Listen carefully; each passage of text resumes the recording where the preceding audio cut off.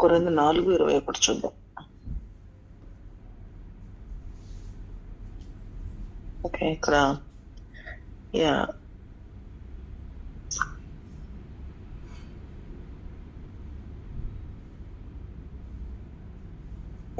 సాత్వికమైన మనస్సు.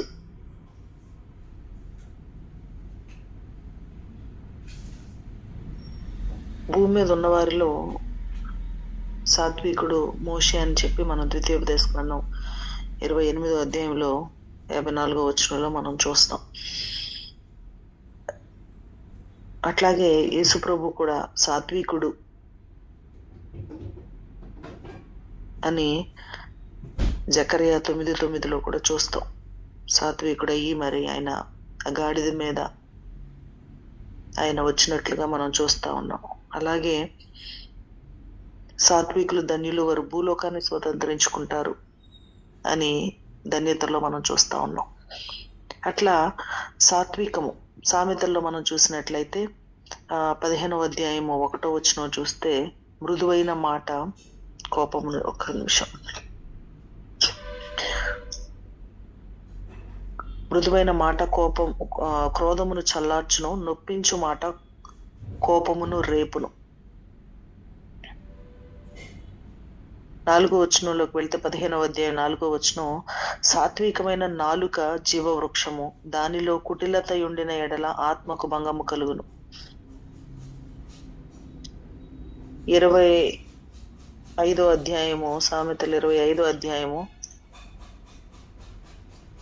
15వ వచనం, దీర్ఘశాంతము చేత న్యాయాధిపతిని ఒప్పించవచ్చును, సాత్వికమైన నాలుక ఎముకలను నలగగొట్టును.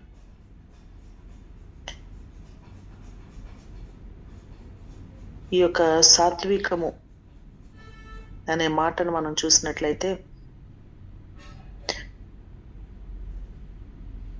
ఆత్మఫలంలో కూడా సాత్వికము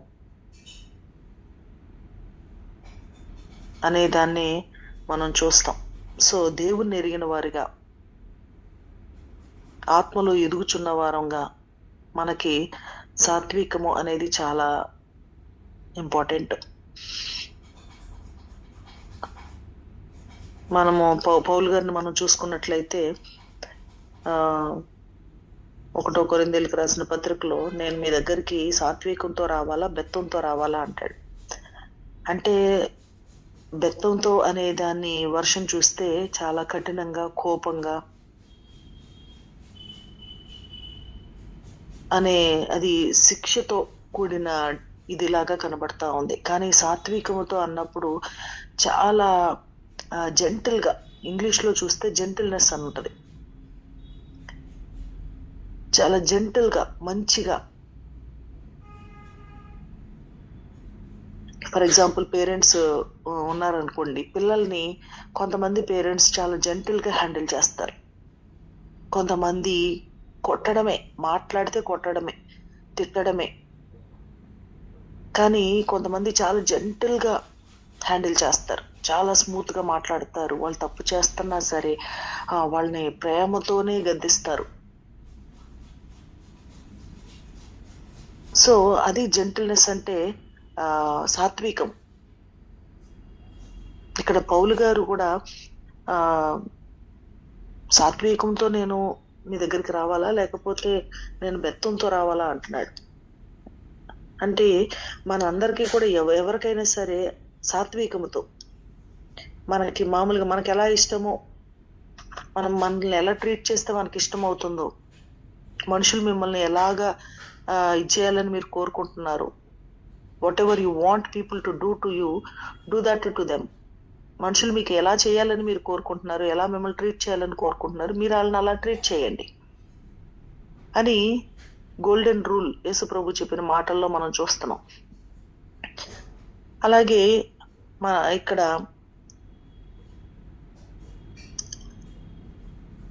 ఎలాగా మనము ఇతరులను ట్రీట్ చేస్తున్నాము,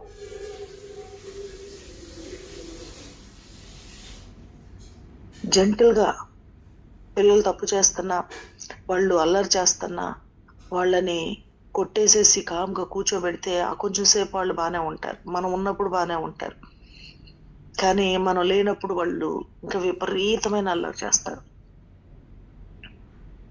మా ఇంటికి ఒక పిల్లోడు వస్తాడు, చాలా చిన్న పిల్లోడు, maybe second class third class చదువుతా ఉంటాడు. డైరెక్ట్ గా ఇంట్లోకి వచ్చేస్తాడు, ఏది ఉంటే అది తీసేసుకుంటాడు.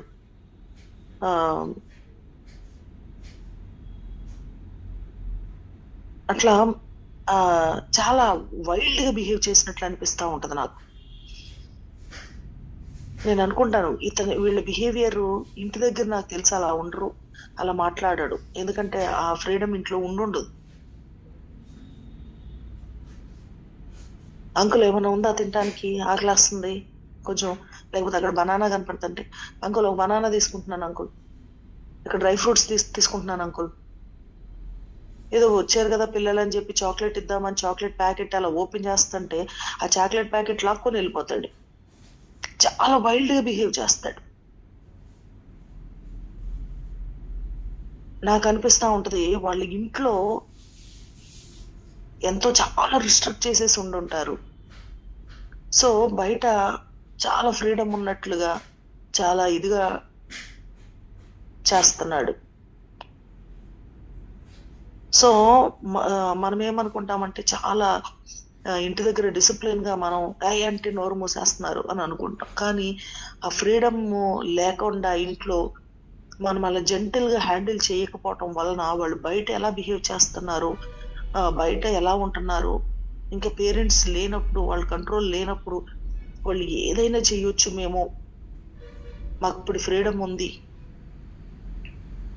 అని వాళ్ళు చాలా వైల్డ్ గా బిహేవ్ చేయటం నేను చూస్తా ఉన్నా. కాబట్టి మన యొక్క ట్రీట్మెంట్, మనల్ని ఎవరైనా ట్రీట్ చేసినప్పుడు సాత్వికంతో మనల్ని ట్రీట్ చేయాలి. యేసుప్రభు ఎలా ట్రీట్ చేశారు అంటే, మరి పాపంలో పట్టబడిన స్త్రీని తీసుకొని వచ్చినప్పుడు ఆయనకు కూడా రాళ్లతో కొట్టే అధికారం ఉన్నప్పటికీ, వ్యభిచారంలో పట్టబడిన వాళ్ళని శిక్షించే విధానంలో ఇలా శిక్షించాలి అని ధర్మశాస్త్రం చెప్తున్నప్పటికీ ఆయన అలాంటి ట్రీట్మెంట్ ఆమెకి ఇవ్వలేదు. చాలా జెంటిల్ గా సాత్వికముతోటి ఆయన ఆమెను డీల్ చేసినట్లు మనం చూస్తా ఉన్నాం.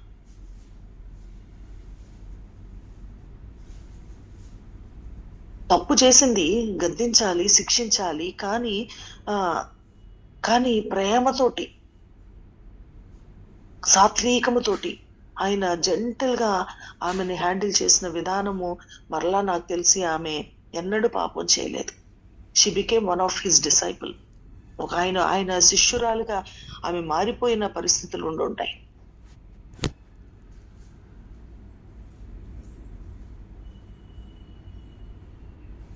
ఒకళ్ళనొకళ్ళు ట్రీట్ చేసుకునే విధానము, భర్తలైన వాళ్ళు భార్యలను ట్రీట్ చేసే విధానము చాలా హార్ష్ గా ట్రీట్ చేస్తున్న పరిస్థితులు.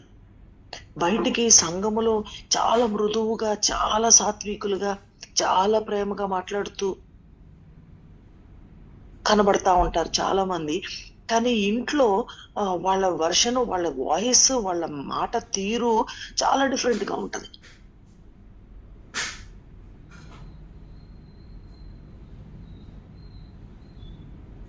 మనమేమి ఓసరవెల్లెలం కాదు కదా, ఒక చోట ఒకలాగా, ఇంకో చోట ఇంకొకలాగా.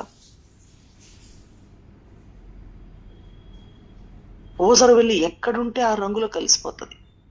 ఎవరి దగ్గర ఎక్కడ ఏ చెట్టు మీద ఉంటే, ఏ ఆకు మీద ఉంటే ఆ కలర్ లో బ్లెండ్ అయిపోతుంది. కానీ దేవుణ్ణి ఎరిగిన మనం సాత్వికంగా ఉండాలి. అలా ఉండగలుగుతున్నామా? దానికి చాలా పేషెన్స్ కావాలి. ఇది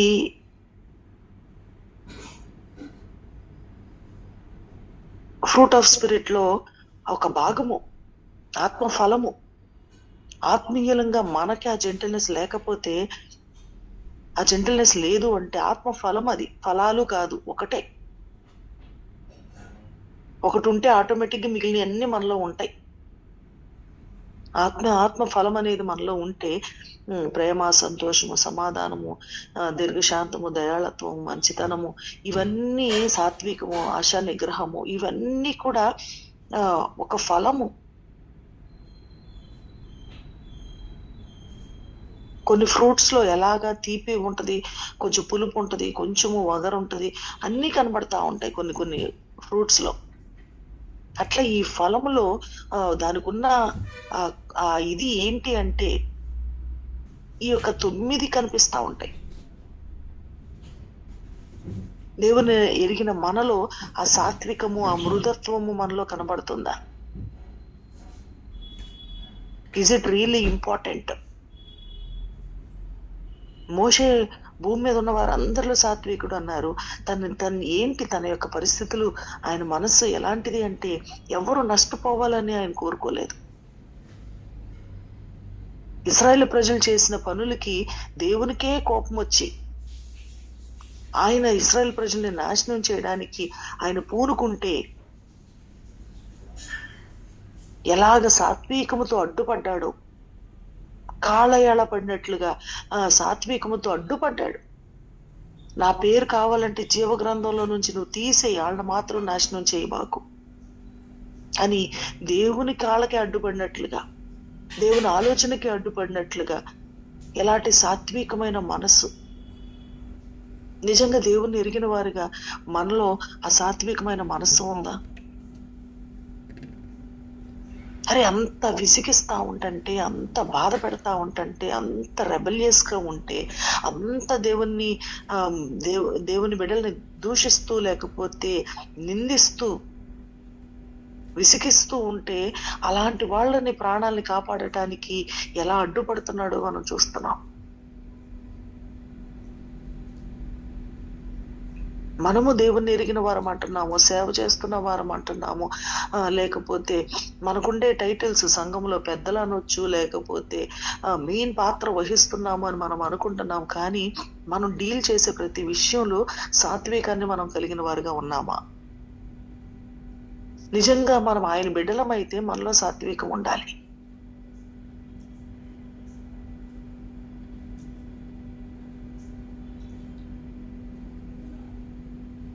ఆ సాత్వికం మనలో ఉందా? మన పిల్లల్ని ట్రీట్ చేసే విధానం కావచ్చు, భర్తను ట్రీట్ చేసే విధానం, భర్తతో మాట్లాడే విధానం కావచ్చు, భార్యతో మాట్లాడే విధానం కావచ్చు, కుటుంబ పరిస్థితుల్లో డీల్ చేసే విషయాల్లో కావచ్చు, సంఘ పరిధిలో మనం డీల్ చేసే విషయాల్లో కావచ్చు. ఈ సాత్వికం అనేది మనం కలిగిన వారిగా ఉన్నామా?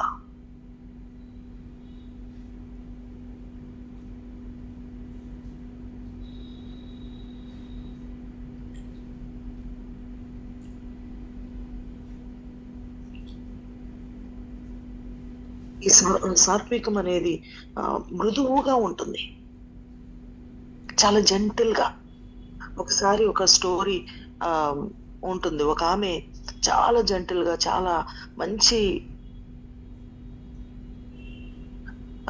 మంచిగా పలకరిస్తూ ఒక కంపెనీలో పనిచేస్తా ఉంది. ఆమె చాలా మంచిగా ప్రేమగా మాట్లాడుతూ అందరితో ఉంటది. సాత్వికులు ధన్యులు, వారు భూలోకాన్ని స్వతంత్రించుకుంటారు. నిజంగా భూలోకంలో అందరి దయను పొందుకుంటారు అన్నట్లు ఆ యొక్క ఆమె ఆ జాబ్ కి వెళుతూ ఆ వాచ్మెన్ ని కూడా చాలా జెంటిల్ గా పలకరిస్తూ, గుడ్ మార్నింగ్ అని చెప్తూ, నవ్వుతూ, మంచిగా పలకరిస్తూ ఉండేది. నిజంగా ఎవరు కూడా ఒక సెక్యూరిటీని లేకపోతే వాళ్ళని దే డోంట్ కేర్, వాళ్ళని అసలు హీనంగా చూస్తారు, వాళ్ళనేం పట్టించుకోరు, వాళ్ళని పలకరించాల్సిన అవసరం నాకు లేదు అని అనుకుంటారు అట్లాంటి యాటిట్యూడ్ కలిగిన వారుగా ఉంటారు. కానీ ఈమె చాలా మంచిగా ఎప్పుడు వాళ్ళని పలకరిస్తూ, వాళ్ళని మంచిగా హ్యావ్ ఎ గుడ్ డే, మంచిగా వాళ్ళని పలకరిస్తూ అట్లా తన ముందుకు వెళ్తా ఉన్న పరిస్థితులు. మళ్ళీ డ్యూటీ అయిపోయిన తర్వాత వెళ్ళిపోతుంటే కూడా వాళ్ళని మంచిగా పలకరించి బాయ్ చెప్పి వెళ్ళే పరిస్థితి. అలా ఉంటూ ఉండగా ఒక రోజున ఆమె పనిలోకి వెళ్ళింది. కానీ పని నుంచి అందరూ వెళ్ళిపోతున్నారు. ఈవినింగ్ ఎగ్జాంపుల్ 6కి అలా వెళ్ళిపోతున్నారు అనుకోండి, అందరూ వెళ్ళిపోయారు. కానీ ఈమె ఇంకా రాలేదు. అందరూ వెళ్ళిపోయారు అని చెప్పేసి తాళాలు కూడా వేసేశారు. వేసేసి ఆ వాచ్మెన్ కప్జెప్పేసేసి వెళ్ళిపోయారు. తర్వాత ఈయన చూస్తున్నాడు, ఏంటి ఇంకా రాలేదు, ఇంకా రాలేదు, ఇంకా రాలేదు అని చెప్పి చూస్తా ఉన్నాడు. కానీ ఆమె లోపల ఉండగానే స్టోర్లో కోల్డ్ స్టోరేజ్ లాగా, అది చాలా ఫ్రీజర్ అన్నమాట, దానిలో అంతా స్టోర్ చేస్తారు, దానిలో లోపల ఉండిపోయింది ఆమె. ఆమె బయటికి రాకుండానే చూసుకోకుండా వీళ్ళు తలుపులు వేసేసారు. ఇంకా లోపల ఉన్న తర్వాత బయటికి ఏ శబ్దం వినపడదు, ఏ రకంగా కూడా తను కన్వే చేయలేదు తన లోపల ఉంది అన్న విషయం. కానీ అందరూ వెళ్ళిపోతారు, తాళాలు వేసేస్తారు. కానీ ఆ లోపల ఆ ఫ్రీజింగ్ ఇదిలో, మైనస్ లో ఉన్న టెంపరేచర్స్ లో ఎక్కువసేపు ఉండలేరు. కానీ ఆమె అక్కడ స్టక్ అయిపోయింది, అక్కడ ఇరుక్కుపోయింది. ఎవరు చూసుకోలేదు, ఆమె లోపల ఉండగానే తాళం వేసి వెళ్ళిపోయారు. కానీ ఈ వాచ్మెన్ మాత్రం చూస్తూనే ఉన్నాడు, ఇంకా ఆమె రాలేదేంటి, ఇంకా ఆమె రాలేదేంటి, ఇంకా ఆమె రాలేదేంటి, రావాలి కదా, లోపలికి వెళ్ళేటప్పుడు నన్ను పలకరించి వెళ్ళింది కదా, తను ఉంది కదా లోపల, రావాలి కదా అని చూస్తున్నాడు. తర్వాత ఇంకా ఆయనకి డౌట్ వచ్చింది, ఏంటి అని చెప్పి వెళ్ళి తాళాలు తీసి మొత్తం చూస్తే ఆ లోపల చాలా భయంకరమైన పరిస్థితిలో ఉంది ఆమె. వెంటనే ఆమెను బయటికి తీసుకొని వచ్చాడు. అదే ఆమెలో మృదుత్వం లేకపోతే, ఆమె కఠినమైన మనిషి అయితే, ఆమె అసలు లెక్క చేయని మనిషి అయితే, ఆమెను గుర్తు పెట్టుకునేవాడా, ఆమెను రక్షించగలిగేవాడా? కేవలము తను ఆ యొక్క సాత్వికముతో మృదువుగా చక్కగా జెంటిల్ గా ఆయనతో మాట్లాడుతూ ఆయన్ని పలకరించిన విధానాన్ని బట్టి ఆకర్షించబడి అదే ఆమెను రక్షించింది.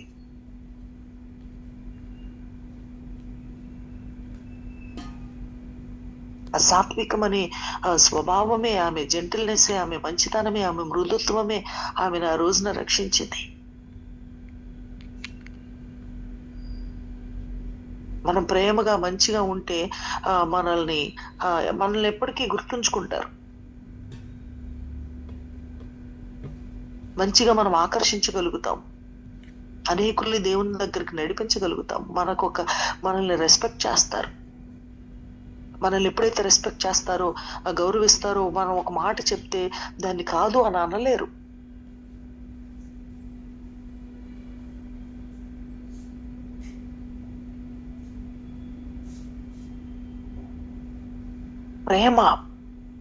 ప్రేమగా మరి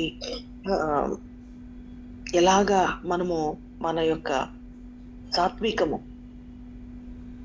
మన కుటుంబాలలో, మన సంఘ పరిధుల్లో, మన చుట్టుప్రక్కల ఉన్న వారితో మనం డీల్ చేసే ప్రతి వారితో కూడా ఆ సాత్వికం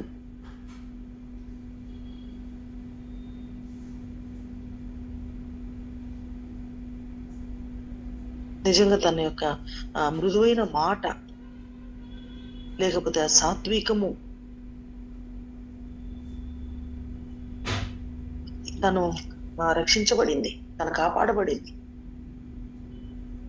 అలాంటి మృదుత్వము మన పిల్లలతో మనం మాట్లాడుతున్నప్పుడు తల్లిదండ్రులైన వారు అలాంటి సాత్వికంతో మనము మన పిల్లల్ని డీల్ చేస్తున్నామా?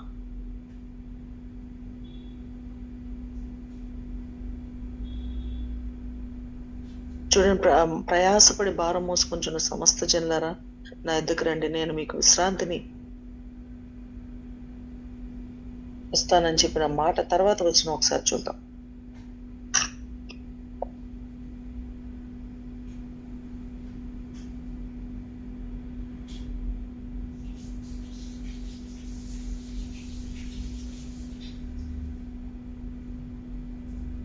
మత్తయి సువార్త 11వ అధ్యాయము 28-29 వచనాలు. ప్రయాసపడి భారం మోసుకొంచున్న సమస్త జనులారా నా ఎద్దకు రండి, నేను మీకు విశ్రాంతి కలుగజేతును. నేను సాత్వికుడను, దీన మనసు గలవాడను గనుక మీ మీద నా కాడి ఎత్తుకొని నా యొద్ద నేర్చుకొనిడి, అప్పుడు మీ ప్రాణములకు విశ్రాంతి దొరుకును.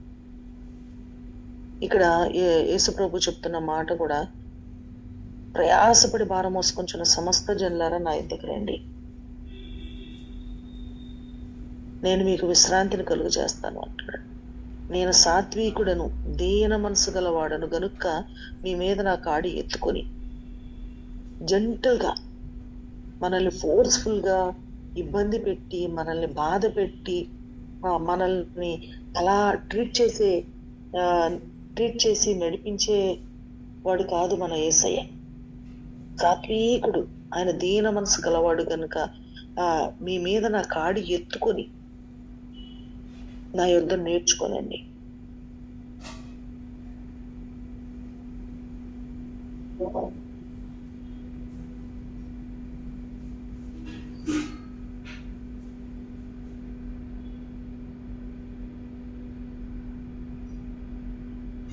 కాబట్టి ఎలాగా దీనమైన మనసు కలిగిన వాడుగా,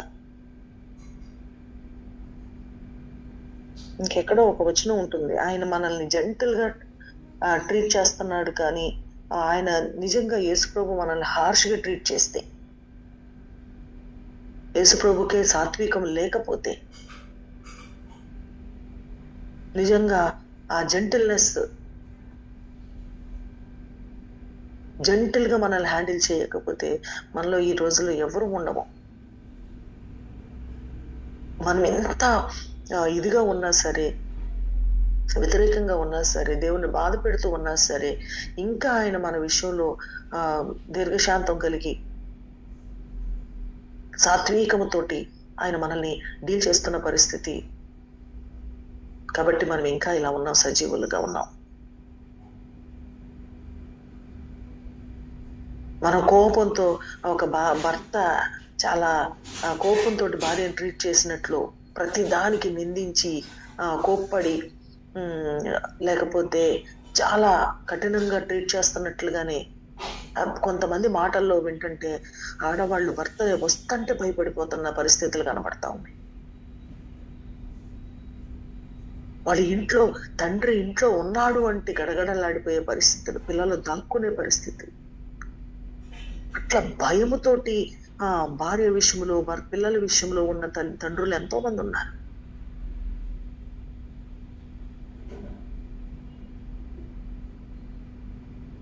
మన విషయంలో దేవుడు ఒకవేళ అంత కఠినంగా మనల్ని ట్రీట్ చేస్తే మనం ఎవరమో ఉండగలం? ఆయన ఎంత ఇదిగా మాట్లాడుతున్నారు చూడండి. నేను సాత్వికుడును, దీన మనసు గలవాడిని గనుక మీ మీద నా కాడి ఎత్తుకు నేర్చుకోనండి, అప్పుడు మీ ప్రాణాలకి విశ్రాంతి దొరుకుతుంది. ఆ పీస్ఫుల్ అట్మాస్ఫియర్ దేవుడు మనకి క్రియేట్ చేస్తానంటున్నాడు. మన ప్రాణాలకి విశ్రాంతి దొరుకుతుంది. ఈ దినాల్లో స్ట్రెస్ అనే దాంతో చాలా మంది ఇదైపోతా ఉన్నారు.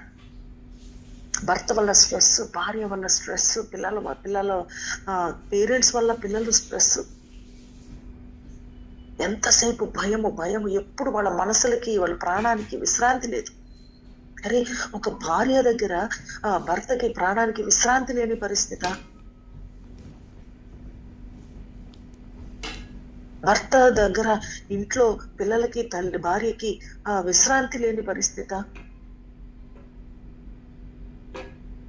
పనిలో స్ట్రెస్ ఉండటం వేరు, లేకపోతే ఇంకెక్కడో స్ట్రెస్ ఉండటం వేరు, కానీ ఇంటిలో కూడా, అది కూడా రక్షించబడిన కుటుంబంలో కూడా ఇలాంటి స్ట్రెస్.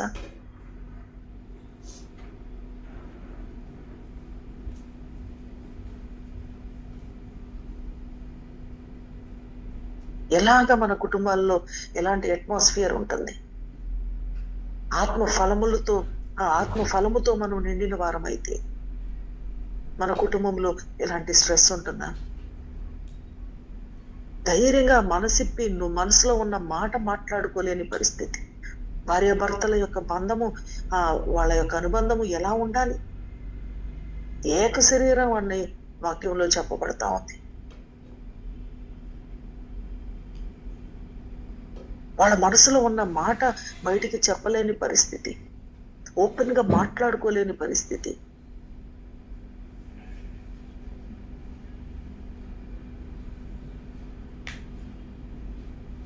ఈ ఆత్మ ఫలము కుటుంబంలో కనపడట్లేదు. కుటుంబాల్లో ప్రేమ ఉండట్లేదు. బయట వాళ్ళ దగ్గర ప్రేమ ఉంటుంది, కుటుంబంలో ప్రేమ ఉండట్లేదు. పిల్లల్ని ప్రేమగా డీల్ చేయట్లేదు.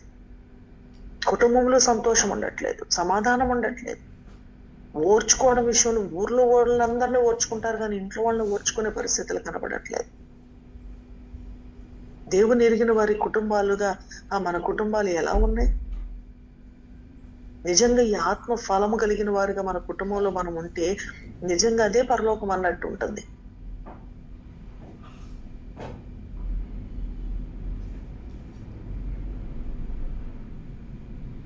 ఇంకా దేవుణ్ణి ఎరిగిన వారై ఉండి కూడా భార్యల్ని హీనంగా చూసేవాళ్ళు ఉన్నారు.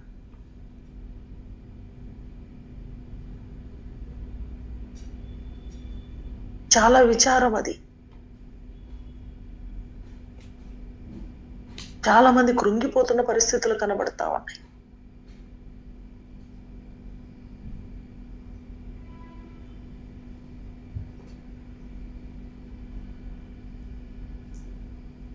దేవుని ఎరిగిన వారిగా మన కుటుంబాల్లో సమాధానం ఉండాలి. మన మన ప్రాణాలకి విశ్రాంతి లేదు. మనం ఇతరులని ట్రీట్ చేసే విధానం సరిగ్గా లేదు. మనల్ని మనము ట్రీట్ చేయబడే పరిస్థితులు మంచిగా లేకపోవచ్చు.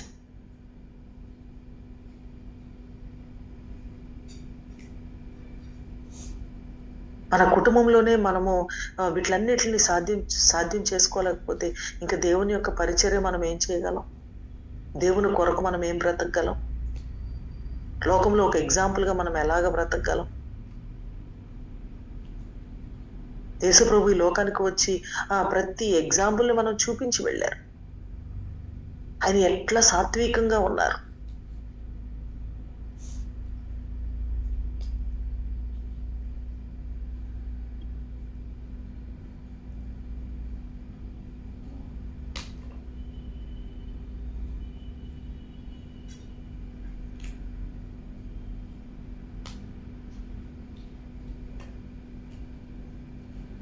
కాబట్టి సాత్వికం అనేది మనం ఎక్సర్సైజ్ చేయాలి. అది ఒక ఆత్మ ఫలము. ఆత్మీయంగా మనం ఎదగాలి అని మనం ఆశపడుతూ ఉన్నప్పుడు ఆటోమేటిక్ గా దేవుని కొరకైన ఆశ ఎవరికి ఉంటుందో, దేవుణ్ణి ఎవరు ప్రేమిస్తూ ఉన్నారో ఆటోమేటిక్ గా ఈ యొక్క లక్షణాలన్నీ కనబడతా ఉంటాయి. మనం లోకాన్ని ప్రేమించే వారమైతే లోకానుసారమైన బిహేవియర్ మనలో కనపడుతుంది. కానీ నిజంగా దేవుని ప్రేమిస్తున్న వారమైతే, నిజంగా దేవుని యొక్క వాక్యాన్ని మనం ధ్యానిస్తూ దేవుని కొరకైన ఆశలు కలిగిన వారంగా మనం ఉన్నట్లయితే మనలో ఇది మనకి కష్టం కాదు. మనలో ఆ సాత్వికం ఉంటుంది, ఆ దీన మనసు ఉంటుంది. పార్షియల్ గా మనము దాన్ని వాటిని చేయలేకపోతున్నాము, కొన్ని చేయగలుగుతున్నాము, కొన్ని చేయలేకపోతున్నాము అంటే మనం ఇంకా ఎదగవలసింది ఉంది, దేవుని వైపు చూడవలసింది ఉంది. కొంత భక్తి చేసిన తర్వాత మొత్తం భక్తి అంతా కలిపి ఇదేనేమో అని అక్కడితో మనం ఆగిపోతే కాదు.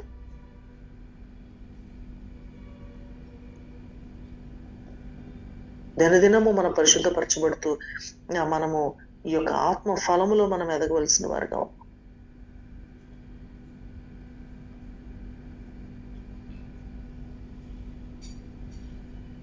వాటిని మనం ఎక్సర్సైజ్ చేయవలసిన వారుగా ఉన్నాం.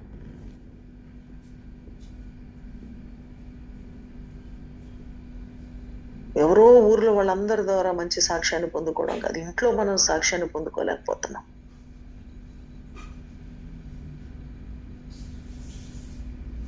పిల్లల దగ్గర మంచి సాక్ష్యాన్ని పొందుకోలేకపోతున్నాం. ఎంత విచారమో. కొంతమంది పిల్లల్ని చూస్తూ ఉంటుంటే చాలా మంది తల్లిదండ్రులు కంపేర్ చేస్తూ ఉంటారు. వాళ్ళ పిల్లలు చూడు ఎట్లా ఉన్నారు,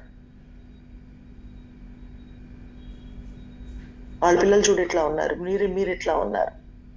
ఒకరోజు ఒక పిల్ల వాళ్ళ అమ్మ పద్దాకా బొబ్బు నా కూతురుని చూపించి అదుగు నువ్వు బొబ్బులాగా ఉండాలి అని చెప్పి అంటా ఉంటుంటే ఆ పిల్లకి ఉండి ఉండి ఉండి ఉండి చాలా రోజులు ఓర్చుకొని ఆఖరికి కఠినమైపోయింది ఆ పిల్ల మనసు. తర్వాత ఆ అమ్మగారితో ఫోన్లో మాట్లాడుతూ అంటా ఉందంట, అమ్మగారిని కూడా అమ్మమ్మ మా మమ్మీ మాట్లాడితే బొబ్బులాగా నువ్వు ఉండు అంటది. నేను బొబ్బులాగా ఉండాలంటే నాకు రాజు లాంటి డాడీ కావాలి, నాకు అప్పు లాంటి మమ్మీ కావాలి అప్పుడు నేను బబ్బులాగా ఉండగలుగుతాను అని చెప్పంది. అబ్బా, ఎంత నిజంగా ఎంత ఆ మాటలో నిజం ఉంది. మనం అనుకుంటున్నాం మన పిల్లలు అలా ఉండాలి అని అనుకుంటున్నాం, కానీ మరి అలాగా ట్రీట్ చేసి మంచిగా ట్రీట్ చేస్తున్న పేరెంట్స్, ఆ పిల్ల ఎలా ఎదిగిందో అలా ట్రీట్ చేసే పేరెంట్స్ గా మరి మనం కూడా ఉండాలి కదా.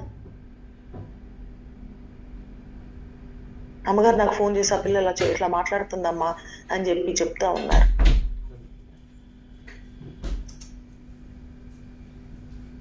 మన పిల్లలు ఇలా ఉండాలి, నా భార్య ఇలా ఉండాలి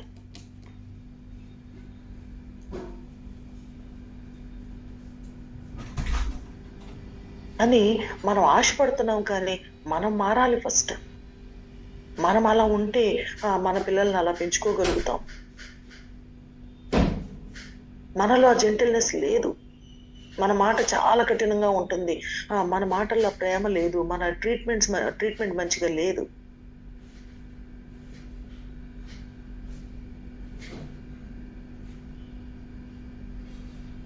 కాబట్టి ఒక్కసారి ఆలోచించేద్దాము.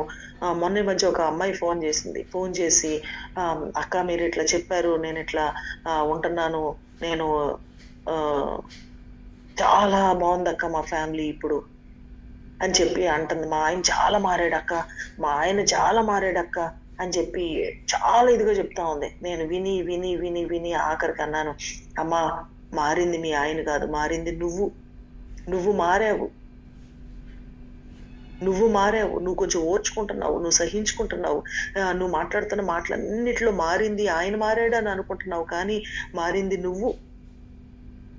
అవునా అక్క అని చెప్పి ఒక్కసారి ఆలోచించుకొని, నిజమే నేను మారాను అమ్మ, నువ్వు ఓర్చుకో, నువ్వు మాత్రం ఇల్లు కదలొద్దు, నువ్వు భర్తను విడిచిపెట్టొద్దు, లేకపోతే అక్కడే ఉండు, అలాగే దేవుని సన్నిధిలో మొరపెట్టు, ప్రార్థన చెయ్యి, ఇలా చెయ్యి అలా చెయ్యి అని కొన్ని మాటలు చెప్పినప్పుడు ఆ అమ్మాయి అలా చేస్తా ఉంటుంటే కుటుంబంలో చాలా హ్యాపీగా ఉంది వాళ్ళకి. వాళ్ళు ప్రార్థన చేసుకుంటున్నారు కుటుంబంలో. పిల్లలకి ప్రార్థన నేర్పించుకుంది. పిల్లలు చేస్తా ఉంటే చిన్న పిల్లలు, తర్వాత నెమ్మదిగా తండ్రిని కూడా నాన్న నువ్వు కూడా ప్రార్థన చేయంటే, రాకపోతే పిల్లోడు తల్లి కలిపి ఇలా మాటలు నేర్పించి, చిన్న పిల్లలు ఎల్కేజీ యూకేజీ చదివే పిల్లల్లాగా తను అలా చెప్తా ఉంటుంటే విని విని విని నేను అన్నాను, అరే మారింది ఈ పిల్ల మారింది అనుకున్నాను నేను. ఆఖరికి పాప మారింది నువ్వు, మీ ఆయన ఇంకా మీ ఆయనకు మారటం కాదు, నువ్వు మారావు. నువ్వు గొడవ పెట్టుకుంటుంటే మీ ఆయన గొడవ పడుతున్నాడు, కానీ నువ్వు మౌనంగా ఉంటుంటే మీ ఆయన గొడవ పడట్లేదు కదా. నువ్వు గొడవ స్టార్ట్ చేయకపోతే మీ ఆయన గొడవ పడట్లేదు కదా. ఇప్పుడు గొడవ పడకుండా ఓర్చుకుంటా మౌనంగా ఉంటున్నది నువ్వు, అందుకనే తనేం గొడవ పడట్లేదు అని తన పరిస్థితి తనకే చెప్తా ఉంటుంటే తను ఆలోచించుకొని, అవునక్క నిజమే మారింది నేనే. దేవుని ఎరిగిన వారిగా కుటుంబంలో మనము మారితే, మనం మృదువుగా ఉంటే, మనం సాత్వికంతో ఉంటుంటే, మనం ప్రేమగా ఉంటుంటే మన హోల్ ఫ్యామిలీ అట్మాస్ఫియర్ మారిపోతుంది. మనం మారకుండా మనము డిమాండ్ చేస్తే వీళ్ళని మారమని, వాళ్ళని మారమని, వాళ్ళు ఇట్లా ఉండట్లేదు, వీళ్ళు ఇట్లా ఉండట్లేదు అని వాళ్ళ తప్పులు ఇంతకాలం ఆ పిల్ల మాట్లాడిన మాటలన్నిటిలో నా భర్త మారాలి, నా భర్త మారాలి, నా భర్త మారాలి. నో, నువ్వు మారాలి, నేను మారాలి. నేను మారితే నా కుటుంబంలో చాలా మార్పు కనబడుతుంది.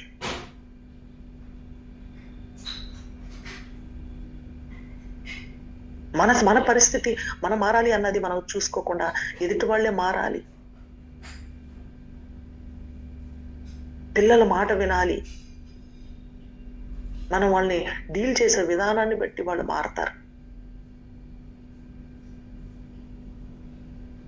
పాపంలో పట్టబడిన స్త్రీని నిజంగా ఆయన కొట్టుంటే ఆమె మారేదో కాదు, ఇంకా తెగించి ఆమె పాపం చేస్తూ ఉండేదేమో. శిక్షించి వదిలిపెడితే ఇంకా తప్పు చేసేదేమో, కానీ క్షమించి వదిలిపెట్టిన దానికి తను మరలా ఎన్నడూ పాపం చేయలేదు.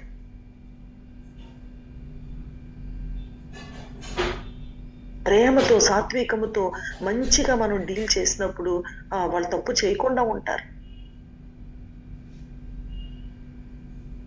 అదే తప్పు చేసావు, నువ్వు తప్పు చేసావని శిక్షిస్తూ, నిందిస్తూ, బాధ పెడతా ఉంటుంటే వాళ్ళకి విరక్తి వచ్చి, ఇక ఎలాగో నన్ను అంటున్నారు కదా, నేను ఇంకెంత మంచిగా ఉంటుంటే కూడా నన్ను అంటున్నారు కదా, నేను ఇంకెంత ఓర్చుకోవాల్సిన అవసరం ఏముంది అని చెప్పి తెగించి తప్పు చేసేవాళ్ళు ఉన్నారు. నేను ఎందుకు మంచిగా ఉండాలి, నన్ను ఎలాగో అంటున్నారు, నేనేమి చేయకపోయినా అంటున్నారు, అదేదో నేను నేను చేయకుండా ఉండటం ఎందుకు, చేస్తాననే రకాలని కనబడుతున్నారు మనకి.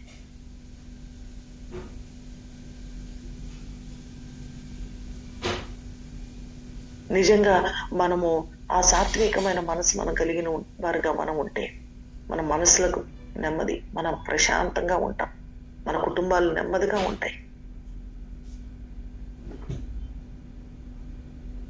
యేసుప్రభు అంటున్నాడు, నేను సాత్వికుడును, దీన మనసు కలవాడు, నా కాడి ఎత్తుకోండి, మీకు ఆ విశ్రాంతి, నా కాడి ఎత్తుకున్న ఇద్దరు నేర్చుకోండి, అప్పుడు మీ ప్రాణాలకు విశ్రాంతి దొరుకుతుంది.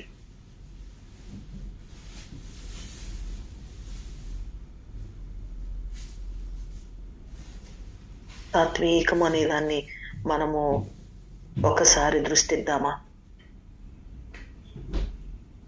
సాత్వికమైన మనస్సు నాకు కావాలి.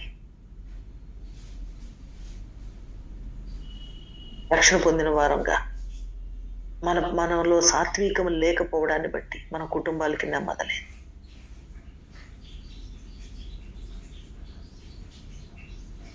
ఎవరు మారాలన్న కుటుంబంలో మనము మారిన వాళ్ళు సాత్వికంగా ఉంటే ఆ కుటుంబంలో గొప్ప మార్పు వస్తుంది.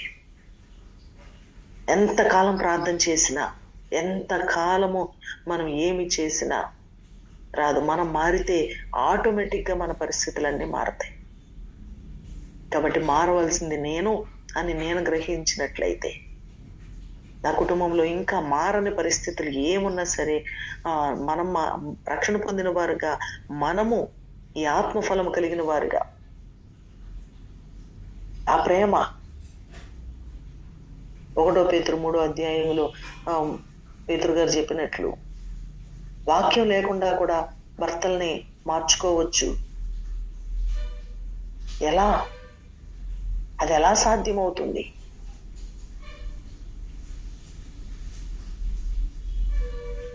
రక్షణ పొందిన వారి యొక్క మార్పును బట్టి, వారి యొక్క యోగ్యమైన ప్రవర్తన బట్టి, రక్షణ పొందిన మన ప్రవర్తన బట్టి, మన మాట తీరును బట్టి, మన సాత్వికాన్ని బట్టి, మన ప్రేమను బట్టి, మన సహనాన్ని బట్టి మనము మన చుట్టూరు ఉన్న అట్మాస్ఫియర్ని మార్చుకోగలం.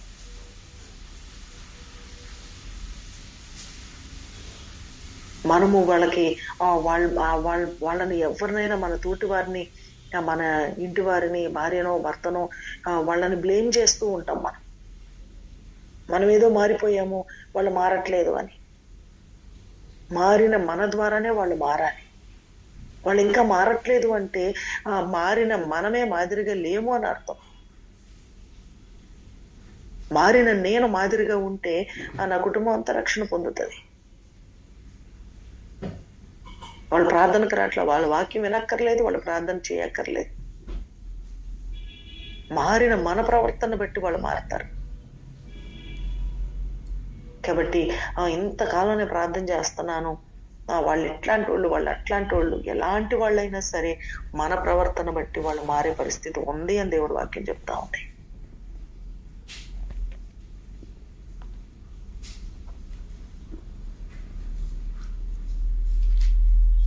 కాబట్టి దేవునిలో ఉన్న సాత్వికము,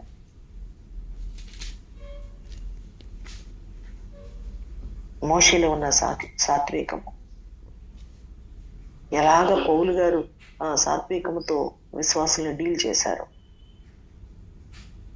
తిమోతికి కూడా చెప్తా ఉన్నాడు, నువ్వు సాత్వికంలో ఎదగాలి అని. మనం కూడా సాత్వికంలో ఎదగవలసిన వారిగా ఉన్నాం.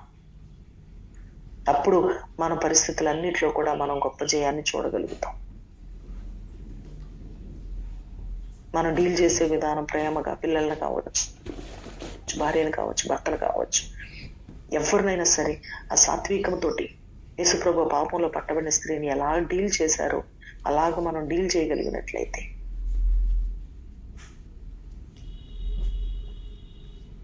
మన కుటుంబంలో గొప్ప మార్పు, గొప్ప జయాన్ని మనం చూడగలుగుతాం. నేను ప్రార్థన చేసుకుందాం.